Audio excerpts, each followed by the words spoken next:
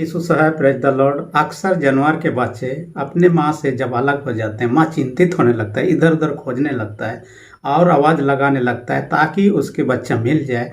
उनसे मिलने के बाद में उनको प्यार करने लगता है, उनको वो अपने संगति में लेने लगता है। वैसा ही है परमेश्वर। हम जब उससे दूर हो जाते हैं, हमारे लिए चिंता करता है और हम उसके संगति में वापस आ जाते हैं तो आनंद करते हैं। यहाँ तक कि स्वर्गदूत में भी आनंद होता है, कोई यदि पछताव करके उसके सन्मुख आ जाता है।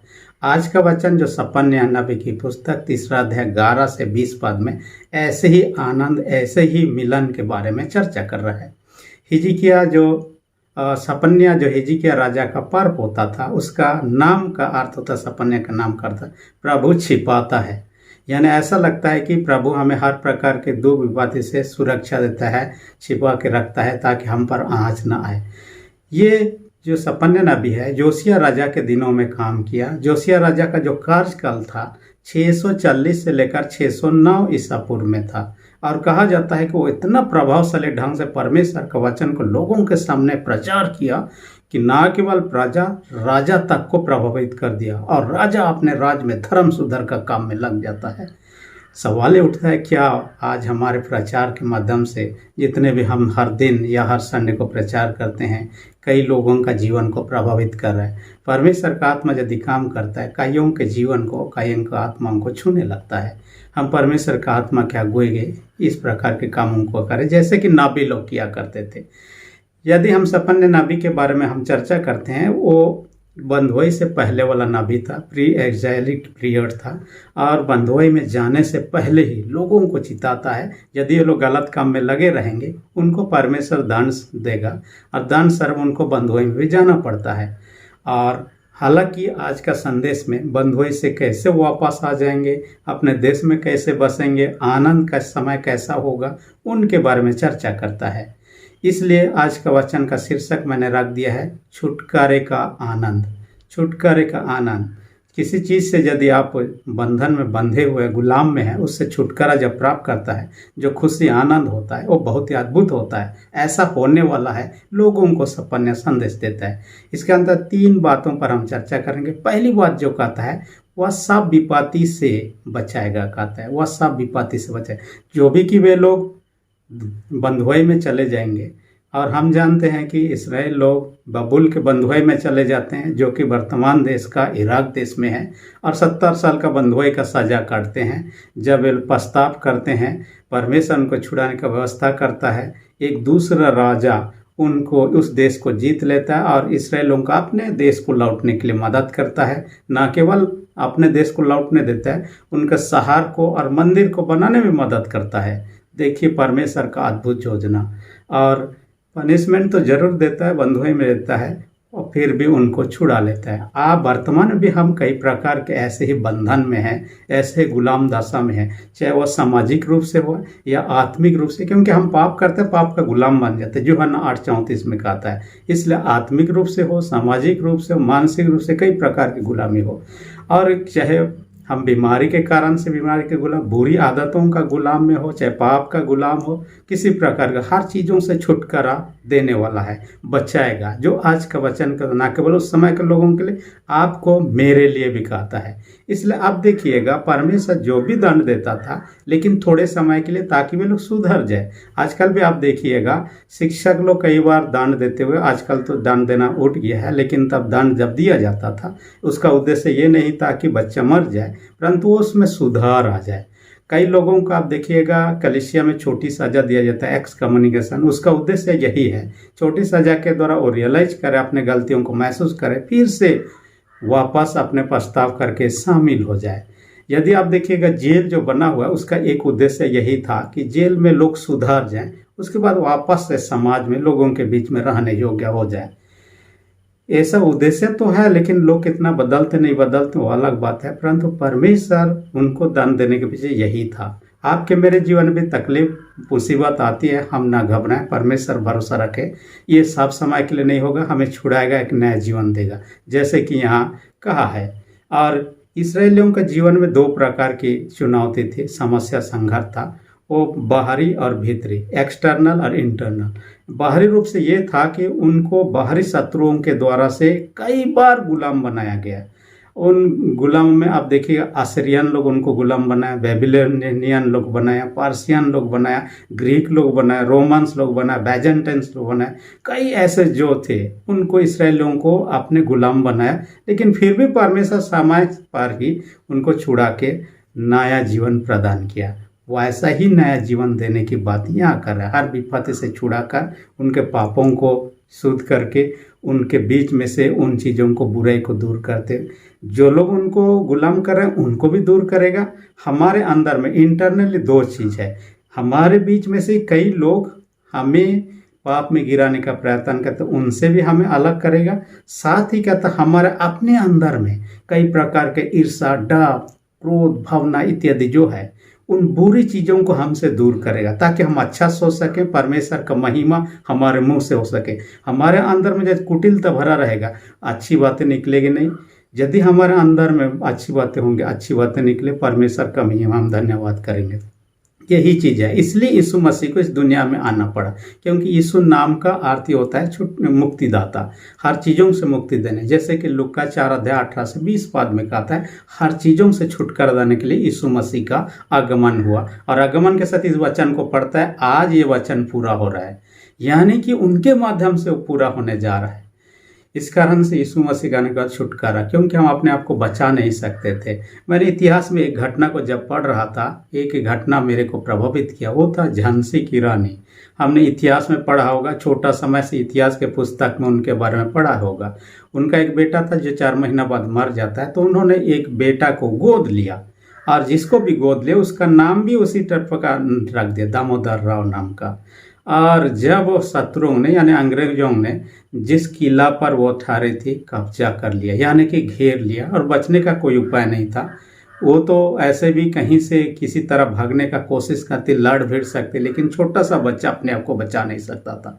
इस कारण से इन्होंने क्या किया, अपने पीठ को उस बच्चा को ढो लिया और उसे घोड़े पर बैठकर पीछे तरफ, किला का पीछे तरफ से इतना ऊंचा से नीचे घोड़े के माध्यम से डेग देती है, और जैसे ही डेगती है उसका घोड़ा उसी समय मर जाता है, परंतु उनका बेटा को बचाने में सक्षम हो जाती है। हालांकि बाद में लड़ाई में वो खुद मर जाती है, लेकिन उसका बेटा तो बच जाता है, उनका बाकी का जीवन व्यतीत करता है। वैसे ही यीशु मसीह आपको मुझे बचाने की इस दुनिया में आता है और अपना प्राण तक दे दिया। इसलिए हम उसके शरण में आए ताकि हमें सब चीज़ों से छुटकारा देगा।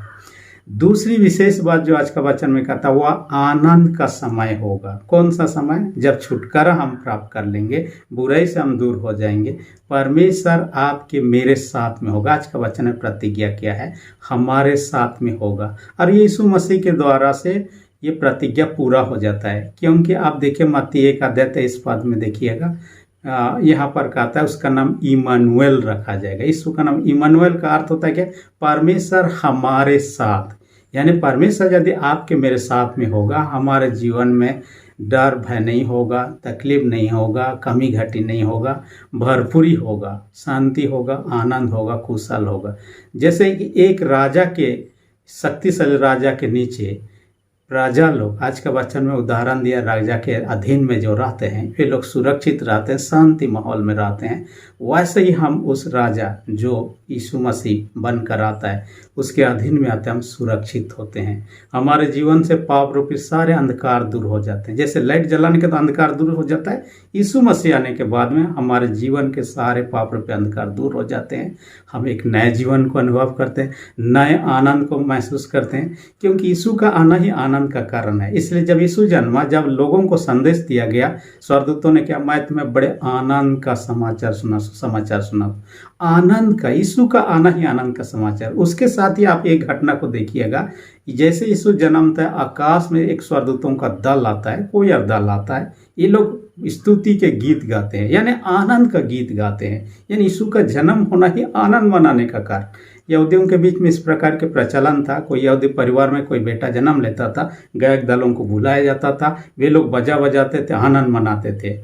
हालांकि यीशु मसीह जहाँ जन्मा था वहाँ ऐसा प्रकोप करने का कोई भी संभावना नहीं था। अलग जगह गए हुए थे नाम लिखाने के लिए, और ऐसा नहीं हुआ तो परमेश्वर स्वर्गदूतों का दल को ही भेजा।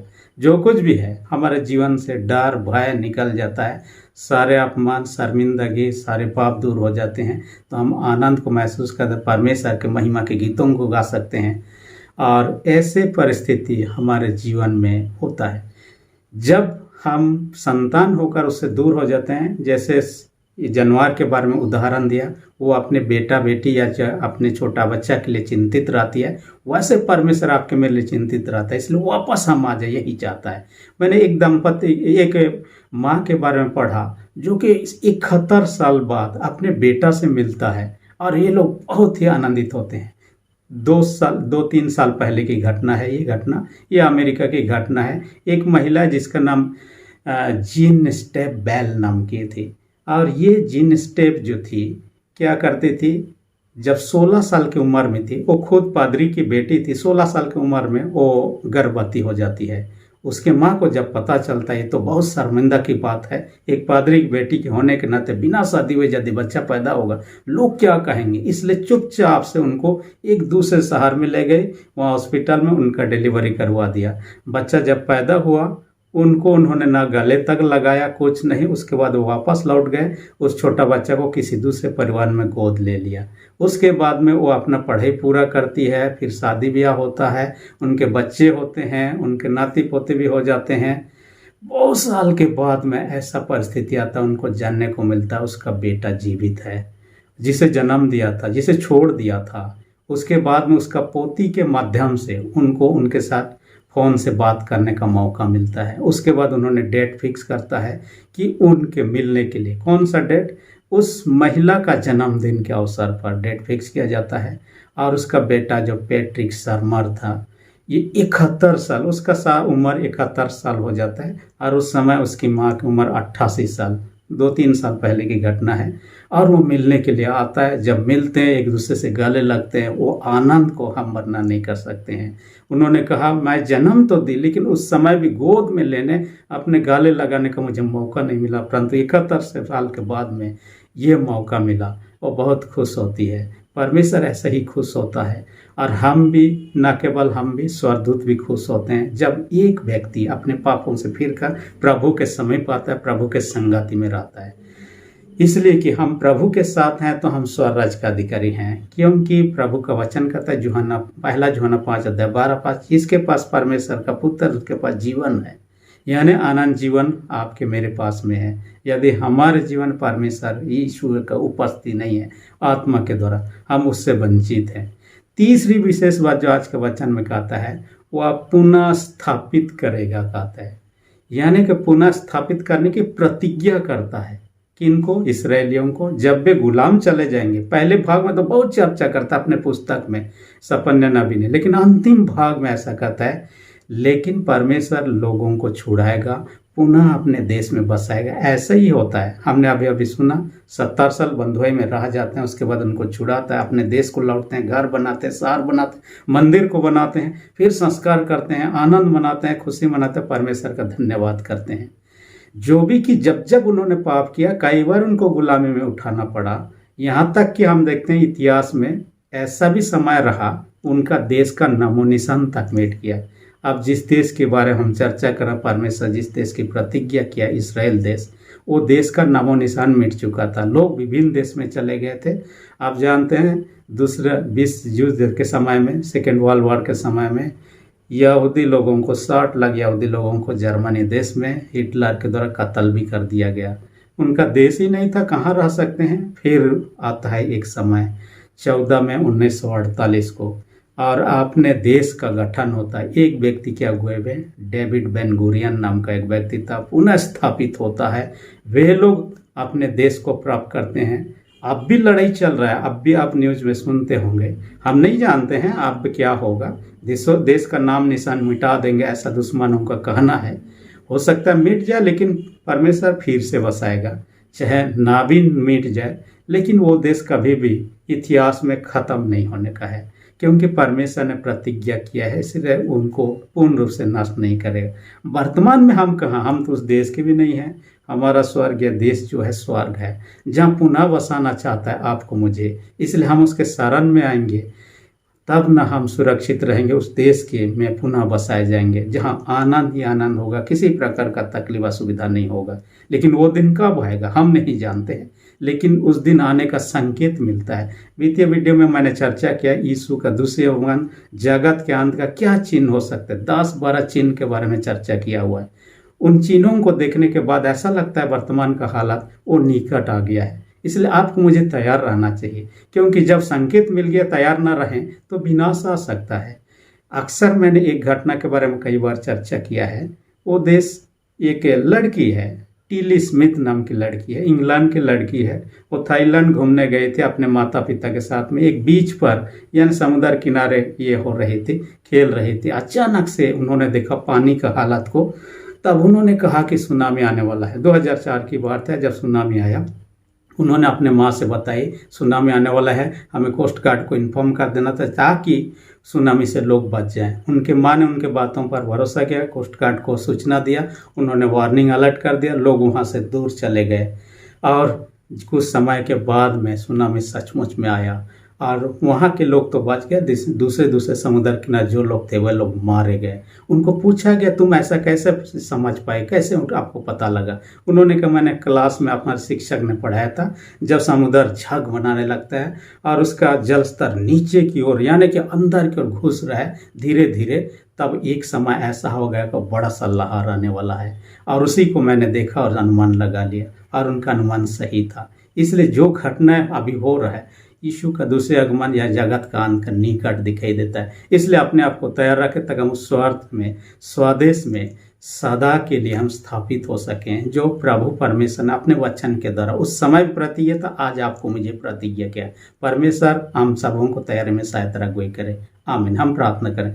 सेनाओं के जीत पिता धन्यवाद देते हैं आज के वचन का हमसे बातें किया, हर एक सुनने वाले छोटे बड़े सबों को अपने स्वर्गीय आशीष से भर दे। जो लोग बीमार है तेरे हाथ में रखते यीशु के नाम से चंगाई दे। जो लोग पिता विश्वास में कमजोर है उनके विश्वास को दृढ़ और मजबूत कर। प्रार्थना यीशु के नाम से मांगते हैं, आमीन। यदि अब तक मेरे चैनल को आपने सब्सक्राइब नहीं किया, रेड बटन को प्रेस करके सब्सक्राइब कर दीजिए। यदि वीडियो अच्छा लगे तो लाइक बटन को भी दबा दीजिए। धन्यवाद।